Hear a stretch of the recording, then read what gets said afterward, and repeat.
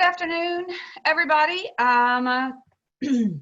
We're going to get started here in about one more minute, and just a few kind of housekeeping things we'd like to go over.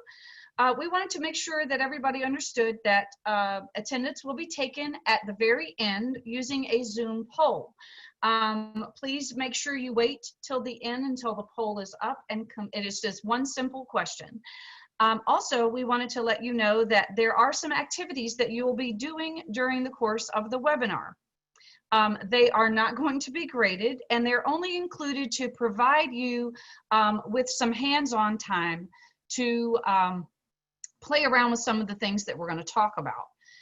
In addition, the training that we're doing today is training that we are gearing not towards technology, but towards pedagogy using Canvas. And again, we want to make sure that you keep in mind that the sessions are meant to spark your own creativity and let you take some ideas back to implement in your own course. All right, so let's begin.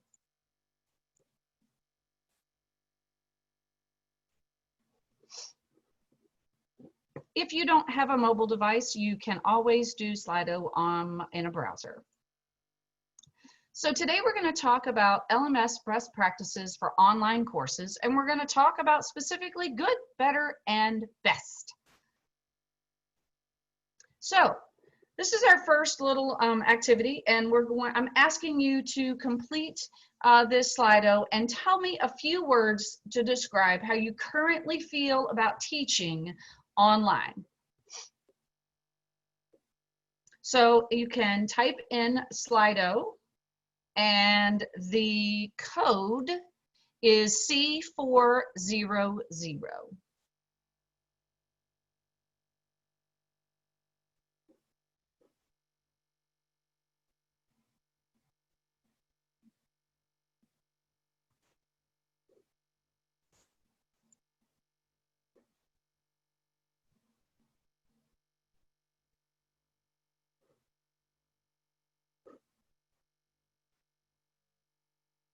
All right, I see we're getting some answers, so let me share those with you.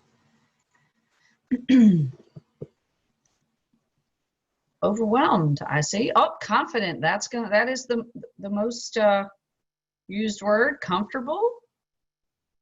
Great.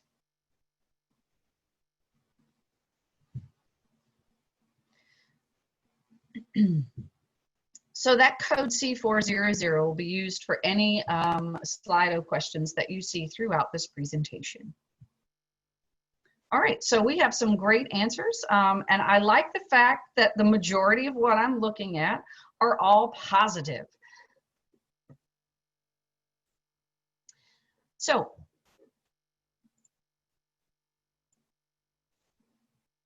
my name is Paige Durham, and I am the instructional designer at Germanna Community College. And if you need to email me, you can find me at pdurham@germanna.edu.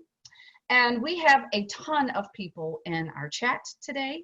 I have listed them here, but we have even more than this. So please feel free to type your questions into the chat. If you have questions that are not related to the webinar, please hold those until the end.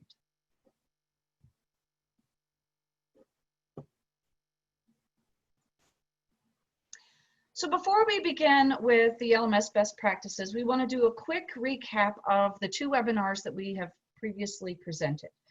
We talked about writing effective objectives because that is the basis upon which everything is built. So when you're writing those objectives, are they consistent with the course objectives? Are they measurable? Are they specific? Are they in a language in which the learners understand before the course begins? Are they easy to find? And they all should contain an action. That was our first webinar. Our second webinar was modules, pages, and activities, oh my. So modules allow for consistency, progression, and organization. Pages, think about what students need versus what is nice, and focus that content and chunk it for students so that they get those pieces of content in chunks so that they can remember it. And all the activities that you have in your course should be a student to content, student to faculty, and student to student. And it is extremely important that none of those are missing and that they all are present. And then we talked about active learning examples, and there were many, many, many listed. So today's agenda, we're going to talk about what are the LMS best practices. We're going to talk about creating instructor presence, the syllabus, what can it do?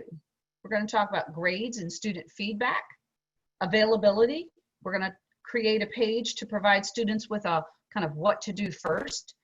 And then we're going to create presence using Studio, Zoom, Calendar, and just a very, very tiny bit of Google. So now, again, which of these do you have in your courses? So welcome video, announcements, grades. Are all of your courses published for summer? And do you have all of those or none of those or some of those? And again, we have some answers now, so let me share that screen with you. Well, that's great to see that almost everybody has a syllabus. That's a start, for sure. Great. And I asked the courses published question because even though you may not be currently involved in a class, however, you may have chosen to let your students see your syllabus prior to your course so that they can get an idea. I made my course available 3 weeks ahead of time so that students had enough time to contact the bookstore and order what they need for the class that they'll be taking the second 5 weeks. All right, let's keep on going. So what are the LMS best practices? Well, first of all, they were created by ELIT and approved by ASAC in 2019. And in the webinar toolkit link that was included in your invite, there is a link to the full document. However, this is just a graphic talking about the things that we thought were the most important to begin with. So instructor presence, grades, syllabus, and of course, publishing your course. So let's talk about good. Instructor presence. What is it? Well, it's being present in your online course. One of the most important things for students is the ability to know that you are a human and that they are not learning from some AI or some bot that has no necessarily empathy for them or any kind of emotional feelings or anything like that. So creating that instructor presence is extremely important. And how do you do that? There are many different ways, and some of them are very simple and some of them require a little bit more work. But why is it important? It is important because it encourages cooperation among students. It encourages active learning. It also helps you know where to go with your lectures and your other points and things like that. So it uses multiple means of engagement as well. So you're thinking about different ways that you can connect with your students in the online environment.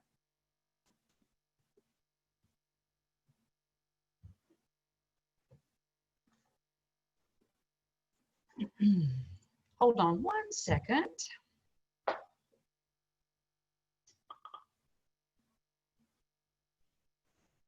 All right, so what can it look like? It can look like a welcome announcement, contact information, virtual office hours, personal feedback, being not only a participant in the course, a teacher, I mean, but being a participant. Also, what do we have in Canvas that allows us to do these things? Announcements, syllabus, video, a start here module or begin here, faculty information or a personal bio, and an introduction discussion. Now let's pop over and take a look at a Canvas course.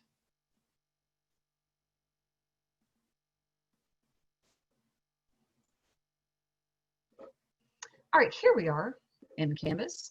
And this, as you can see, is a start here page, kind of a where to go. And the welcome page has a start here link, as well as a link to the syllabus, modules. All those links are included, plus there's some navigational information at the bottom of the home page to help the student get started. So now I'm going to click on announcements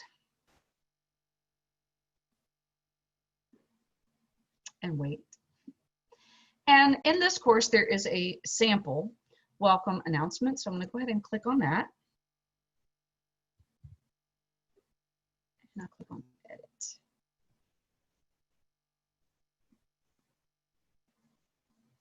So some things that you see in this announcement are things that help create that instructor presence. For example, a very short introduction. It's a little less formal because it is an announcement. It lists the start date. It also talks about preferred communication, office hours, and of course, an interaction plan is always great to add as well. So when we are in Canvas and we want to add an image, what I find that one of the easiest ways to do is to add an image that can be found by using either Flickr or Unsplash. And I'm just going to type in welcome. And I like this one because it's very colorful. And I'll click submit, and it's going to be huge. And then I'm going to resize this and center it to make it look a little bit better. And then the other thing, if you notice, there's a little button underneath that says options. And when you do that, over here on the far right, this is an accessibility thing. You want to make sure that your alt text is very descriptive, and I would actually choose to leave that as it is. And then I would click done. So, and you want to make sure that you have those things inside your announcement. So now it's time for you to complete an activity.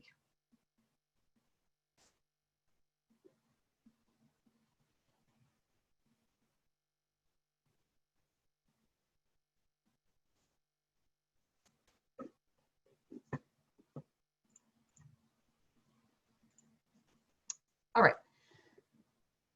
So in your Canvas course, you're going to post a welcome announcement. And it should have something like a short intro, course start date, preferred communication, office location, virtual office hours, or how you're going to have if they're going to make appointments or not, and maybe add an image or two, and then think about creating that instructor interaction plan. All right, I'm going to give you 3 minutes, and there's a timer that you will see at the far right, bottom right, that will help keep you on track. Again, 3 minutes to complete this activity.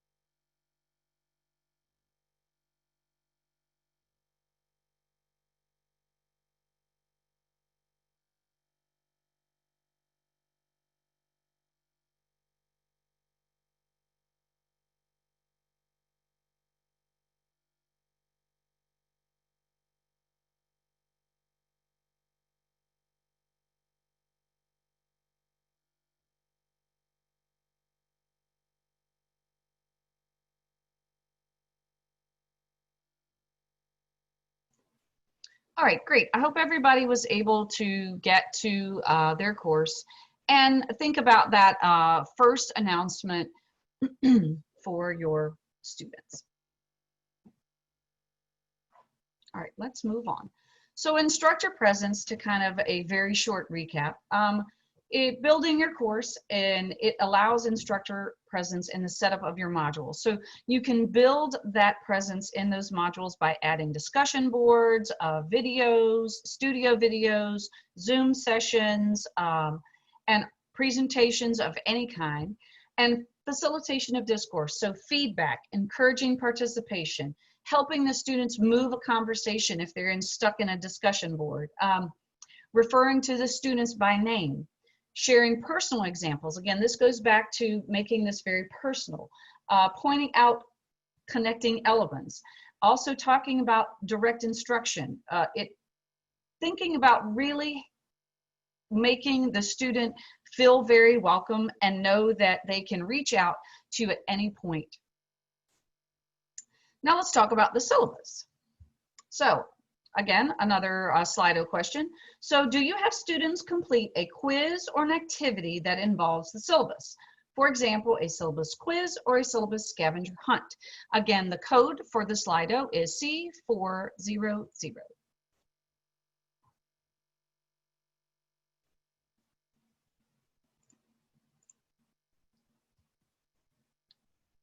I have always used a syllabus scavenger hunt, namely because it required the student to download the document and complete it and then upload it, so that it was a low stakes assignment that they could practice submitting, so that they, when they had a much bigger project, they wouldn't have any problems with the technical aspect of downloading, completing, and uploading. If you don't have one, I highly suggest it. It is one way to make sure that your students have covered the necessary portions of the syllabus. And if you make it a low stakes assignment, it kind of gets them involved in the course very quickly, especially if if they're waiting for their course materials to arrive by snail mail.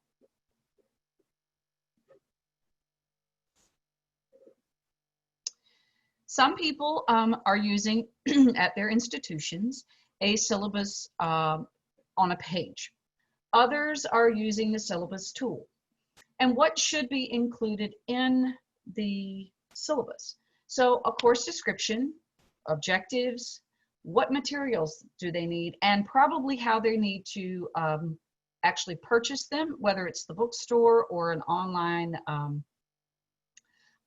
publisher, the contact information, how are students going to contact you? And you might even want to put down in the very next part is your preference. Do you want them to call you? And do you have a way that they can text you? Are there any prerequisites for the course?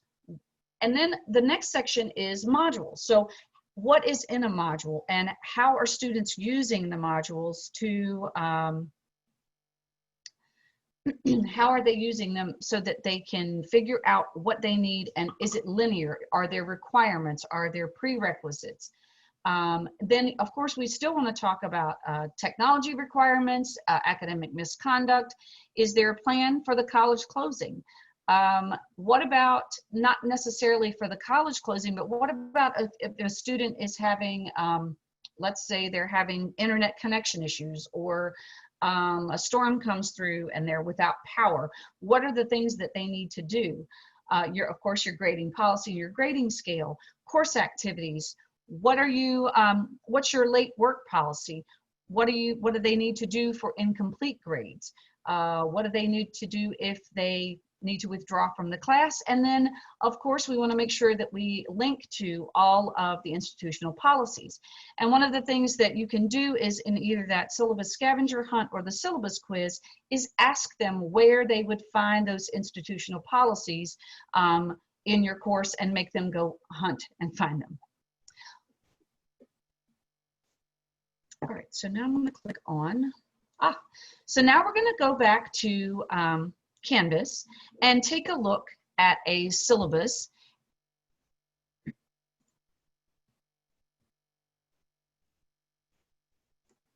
All right, so I have back in my announcement, so I'm going to go ahead and click save. And hopefully many of you have a syllabus that you've used in the past, but think about not just taking that syllabus and putting it in as a file, but make it something that they can see and download. So this is an example of a template that was created for the faculty at Germanna. Now, when I click on edit,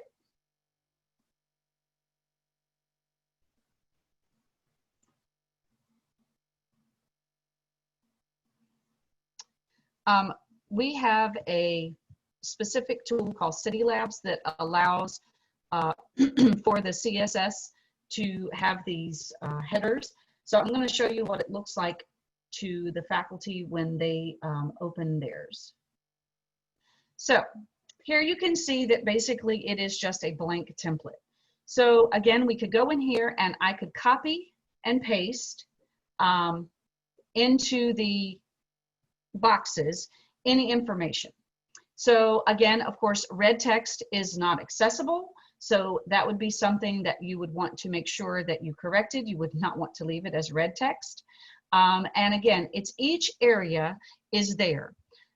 If you have a syllabus, you can create a very similar layout to this by using headers, which you'll notice up here at the top. And you can also use a table so that it kind of helps you keep the form. And that will allow you to create a much more structured syllabus that students can view. And then at the very bottom, of course, you could add in your syllabus file so that students would be able to download. The other thing, if you notice at the bottom, at every rich content editor, you have the accessibility checker. Now, if I click on that, it's going to tell me, obviously, that I need to change the text color. So that's one really nice thing about having it. And also you notice that there are 25 current issues and all of them have to do with, I've already checked this, so they all have to do with color. Okay, so now we're going to do an activity where I'm going to ask you to go to your syllabus and edit your syllabus. Now, if you have a copy, you can start trying to do put the table in and start using that table to help you create that form. And then you can copy and paste your Word information into that syllabus area. 3 minutes. Ready, set, go.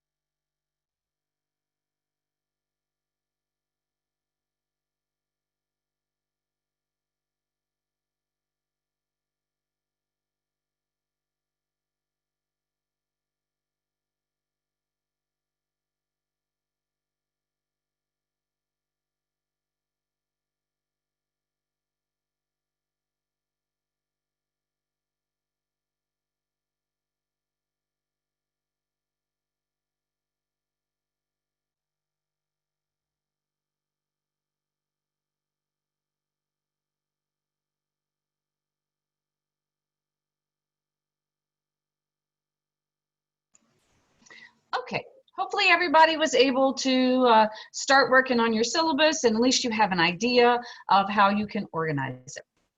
So now let's talk about grades. It's really about letters and numbers. All right, so how many grades do your students have in a typical week? It doesn't matter whether you're teaching a 10-week, a 15-week, a 5-week, just an average. What's the average number of grades that your students would receive in a week?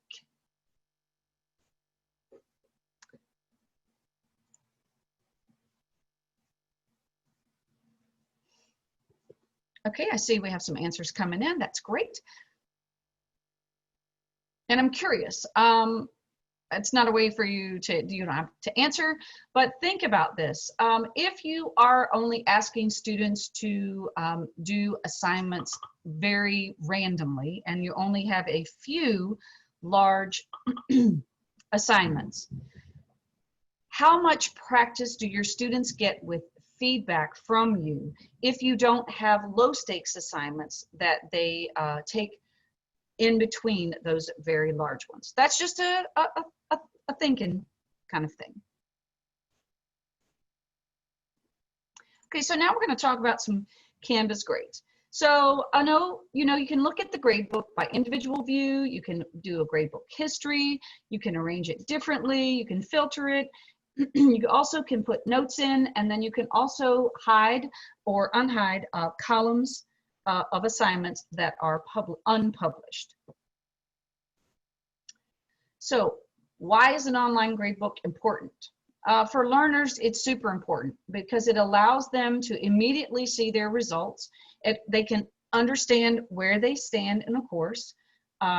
It eliminates the risk of a paper gradebook being lost in your car or in a storm or wherever. And it really helps them to connect to the importance of why they're receiving the grades.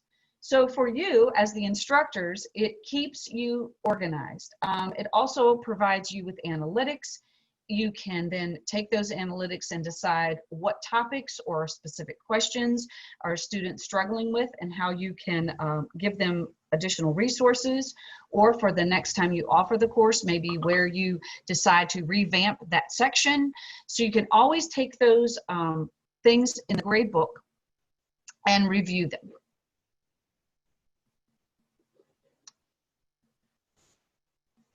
Now we're going to go back to Canvas.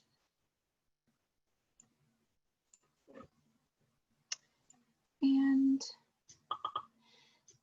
now we're going to make an assignment. So before I make the assignment, let's say I wanted to find an assignment that I felt like somebody else somewhere in the world has already done. So for example, let's go to the Canvas Commons.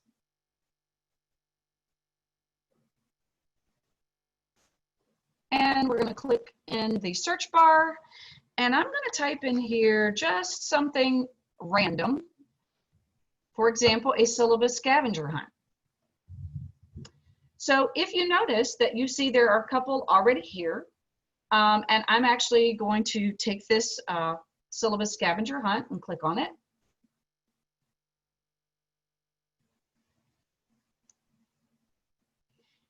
And then notice that this has been included as a doc. So I'm going to click on Import Download, and I'm going to import this into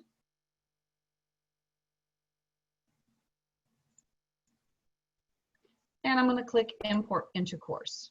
And then it's going to take a couple seconds or so, maybe a little longer, depending on how fast things are.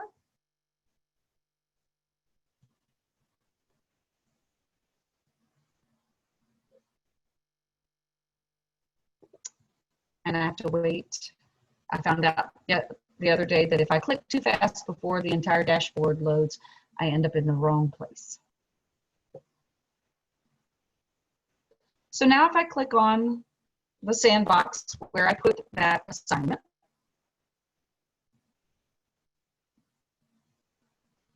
hopefully it will show up under assignments. Ah, there it is. Okay, so you can notice that it comes in and it says it's under imported assignments. So I'm going to click on that.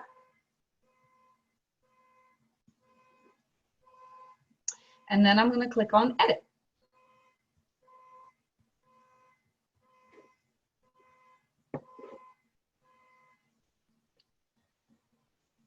I can choose to change the instructions, change the points. I do want to make sure that I do leave it as the submission type is online and it is a file upload. I'm going to allow them multiple attempts.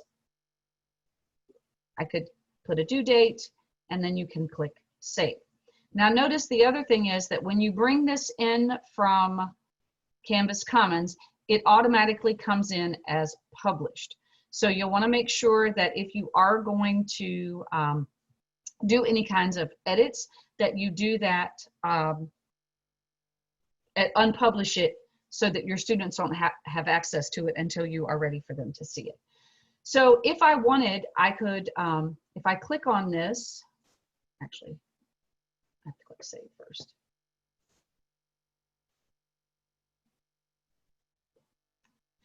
So if you notice, there is a little preview button next to the syllabus scavenger hunt, and it should open for you to preview. If the,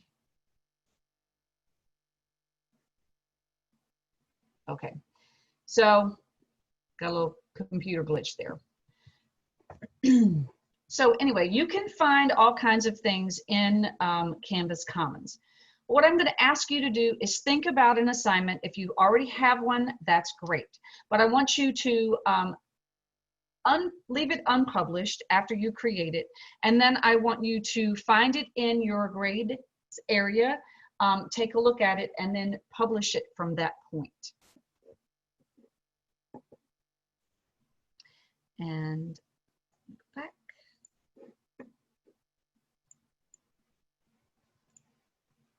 And here is your activity. So click on assignment, or you can go to Canvas Commons like I did. You can import an assignment. You can edit that assignment. You can give it some point values. You can decide exactly how you're going to do it. And then you want to make sure that you see that assignment in your grades area. If you have it unpublished, you want to check and make sure that the view is to see the unpublished assignments. Or if you have it published, you should see it right away. All right, 3 minutes. Ready, set, go.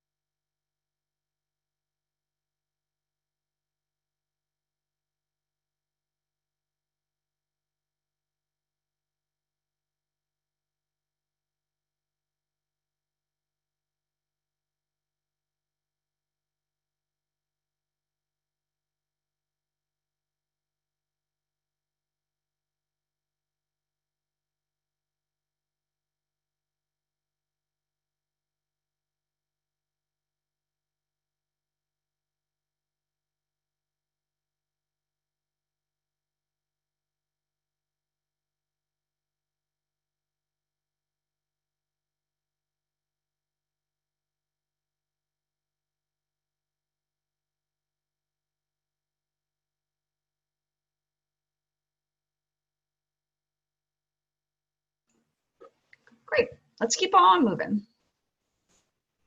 Okay, so publishing your courses. Of course, I can't see that assignment. I can't find my course. I don't see that. I need that. A lot of times students can't find things because they have hid them from themselves, or it may be that you published an item in a module, but you forgot to publish the module. So make sure that each time you are ready for students to see things, that you check the module to make sure that the module is published, and then check the items within the modules. Also, you'll want to make sure that the course menu items that students should not be using have the little I with a slash through it as well. And then once students have started to complete work, you cannot unpublish the course. So make sure everything is ready to go and you have, or make sure there are no assignments for them to turn in if you think for some reason that you might want to unpublish. Now, so the other thing you can do to kind of keep students in participating in the course in the correct time is go to the settings and make sure you have a start and end date if they're not already completed for you. Some colleges already have those dates set. And then you can also check the boxes underneath that talk about when the student can participate, or is it in a read-only state. So what does that all mean?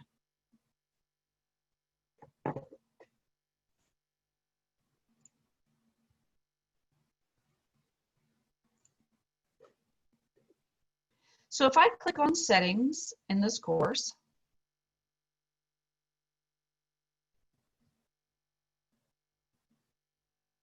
you can see that there is no start and no end date. And then you can see there are 3 boxes underneath that directly reflect what students can do if there are dates in between, if there are dates in the start and end time. So the first one is students can only participate in the course between the dates. So when it's outside of those dates, it is in a read-only state, so they actually can see the material. Then the last 2 options are restrict students from viewing the course after the end date and restrict students from viewing the course before the start date. So when those are selected, the course is completely inaccessible outside of those dates. If they are blank, then the term dates are what apply. So just a quick activity. This is a 2-minute activity. So take a look at your spring courses and see if you've made them unavailable to students. And then if you haven't, you might want to check the boxes so that you are restricting their access either in a read-only state or you restrict it completely.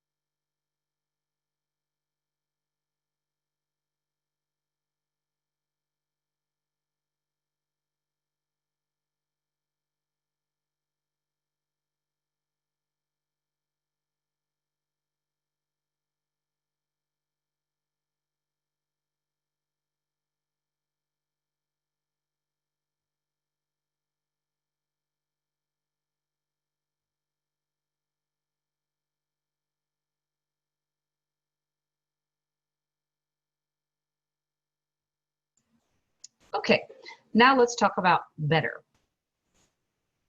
Better practices. Students should be introduced in how to get started in the course. It should be in multiple different places and very, very obvious. Also, you want to make sure that any dates and times for any on-campus meetings, which we're not having right now, are prominent unless you're doing labs. Weekly announcements should be used at a minimum. Course materials should be available, and they should, again, be prominently located.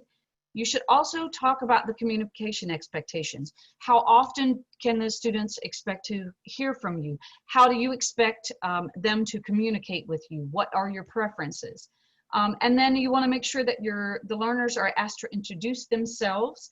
And then you also want to provide them with your own introduction. And you want to make sure that it is casual and it is informative and it is very inviting. And you may want to include it as part of a course tour so that you go over exactly where everything can be found.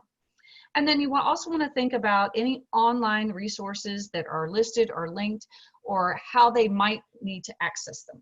So what tools in Canvas can we do that? Well, we can use Studio to make those videos, obviously announcements, and we can put images in. In the syllabus, we'll have all of that detailed information. You may want to include a Start Here module as well as a Start Here page, an introduction discussion board, and of course a home page so they know where to begin. So now we're going to customize a Start Here page. And part of your toolkit actually asked you to go to the Canvas Commons and locate a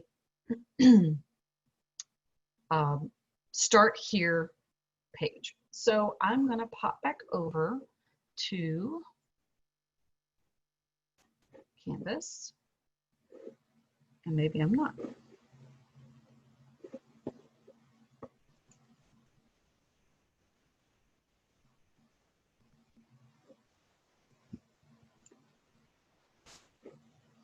So here's the webinar toolkit, and we're going to customize that Start Here page. So I'm going to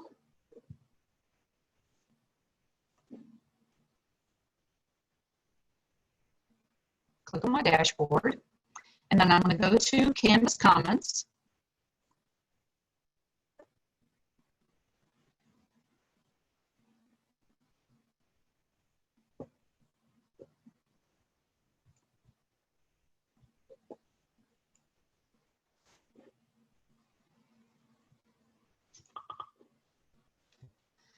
And in the search bar, you're going to type in Start Here page for Germana. And it should be the only thing that comes up. Then you're going to choose Open It Up and click Import. Now it says for Germana, but I had to do that so that it was slightly easier to find. However, you can customize this to your heart's content. You can remove, add, however you choose to do it. You're going to click on Import, and then you're going to choose to send it to a course. And then, of course, when you go to your course, you will find it in the Pages area so that you could add it to a module. So what exactly does all that mean? So I'm going to go back to the dashboard.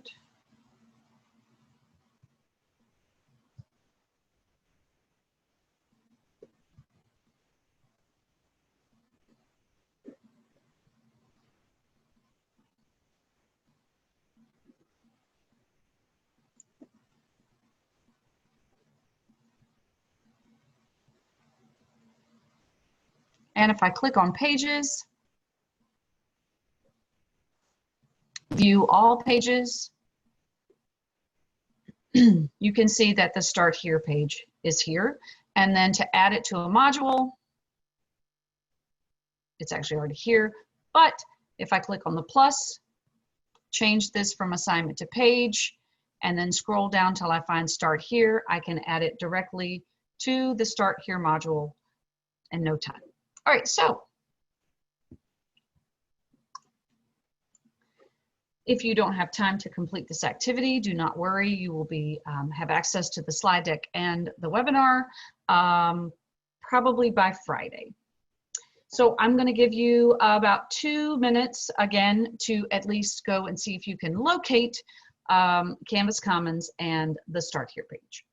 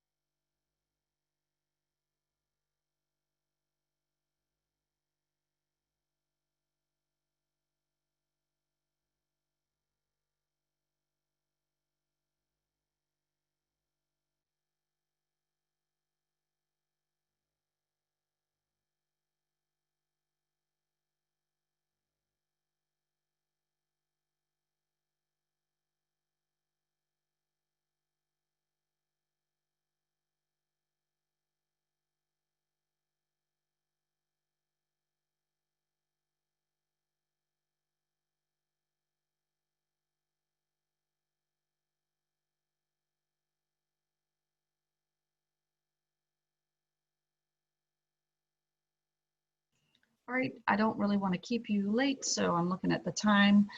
Again, I'm going to keep on moving. If you weren't able to finish the activity, again, we will provide the slide deck for you.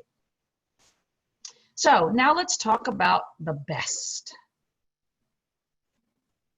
So that is everything we've already talked about, plus adding in some online web conferencing, such as Zoom, video introduction, maybe using Studio, due dates so that they're all on the Canvas calendar, and then some collaborative activities using Google. So Studio, communication tool that allows you to visually demonstrate to your students using your screen or yourself an assignment, a presentation, a project, and students also can turn in studio projects to you. Instead of taking a multiple choice test or an essay test, they could do a studio presentation to demonstrate proficiency on an objective. So think about this as well, as Studio has inline comments where you can put in comments in specific places in the video that you want to highlight for your students. You can do quizzing that is either graded or ungraded. It provides you with analytics so that you can see which students have watched it and how much they've watched. You can put in your own video if you have an MP4. You can also bring in YouTube videos and add comments and quizzing to those. You cannot add captions, however. And then if you're using a studio video that you created, then you can request captioning as well. So let's take a quick look at Studio.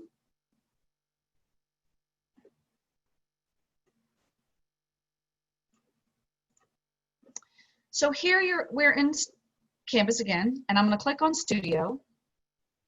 And there's a new way to organize. If you haven't been in Studio, you can now create your own collections and you can decide how you want to label them, etc., etc. I'm going to click on this one that says Canvas. And from here, you can see that I have videos. And if I wanted to see if anyone had watched them, if I click on this and I click on Insights, I can see that this is actually not even in a course, but I can also see that I am the only person that could have viewed this. But now I want to go back and show you what it would look like if you had it in a course and you wanted to see the analytics.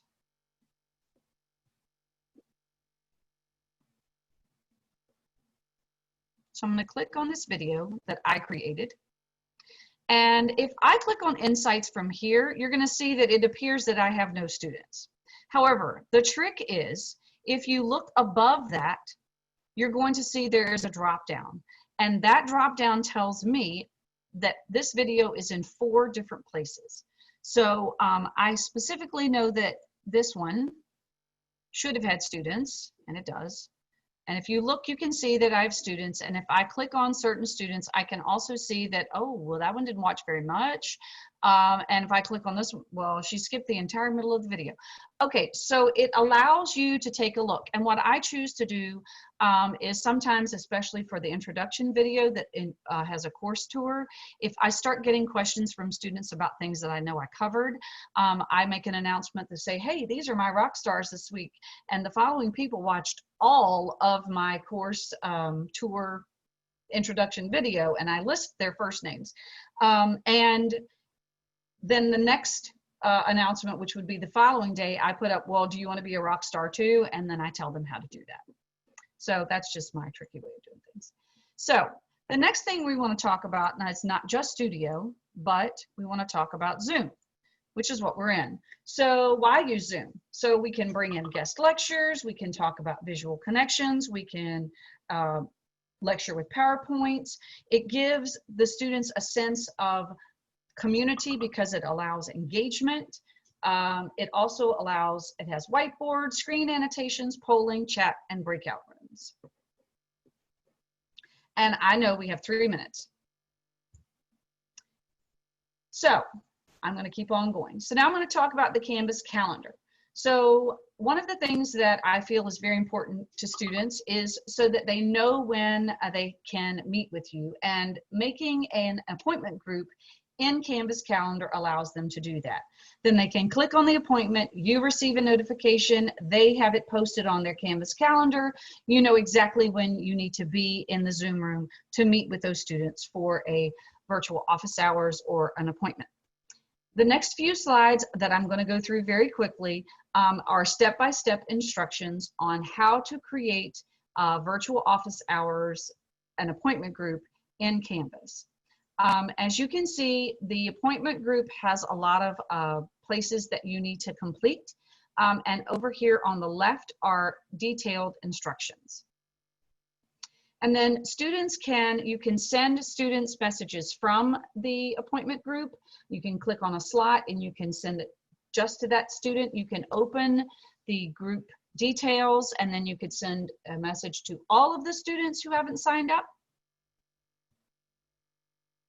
And then the last piece we were going to go over was Google Tools and how to use them for collaboration. So you have Forms, Docs, Slides, Sheets, and Drive, and allows simultaneous collaboration so that students can work on a document. And an example would be if you're having a Zoom session with your class and you break them into 5 groups, and each group has their own Google Doc, and you've sent the link to them, they can work on it collaboratively, then you can bring them back into the Zoom full session, and then you can share that document with the rest of the class to see and compare what each group did.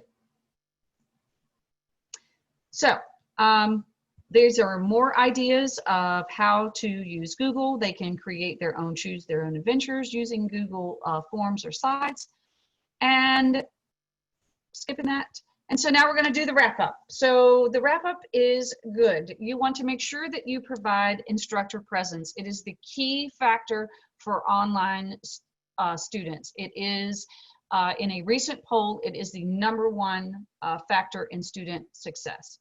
The syllabus needs to be very clear and it needs to be visually organized. Your grades need to be published and there need to be multiple attempts at things so that students get good practice. And then of course the course needs to be published as well as modules and items.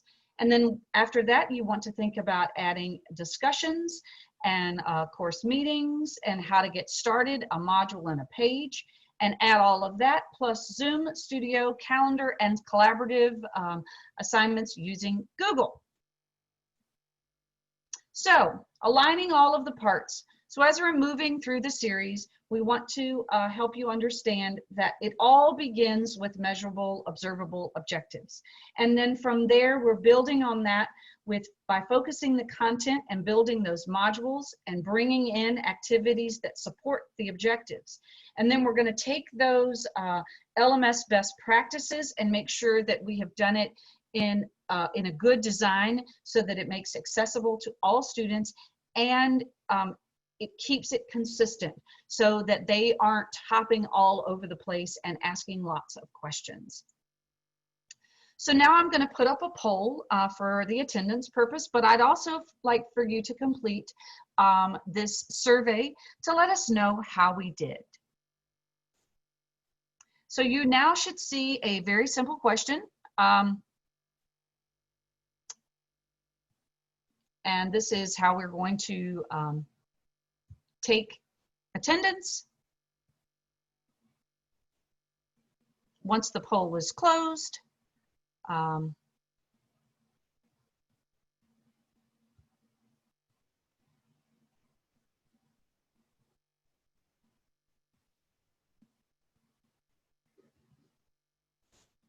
I'd like to say thank you all for coming. And the recording and slide deck will be found at edtech.bccs.edu/webinars, probably again Friday. And here is a slide full of resources on using Google Docs, embedding them. Is your distance education course actually a correspondence course, and all of the things that go along with that.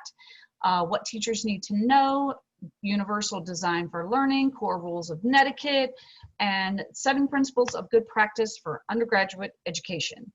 And I hope everyone had a fabulous webinar, and I appreciate you all very much and thank you for coming.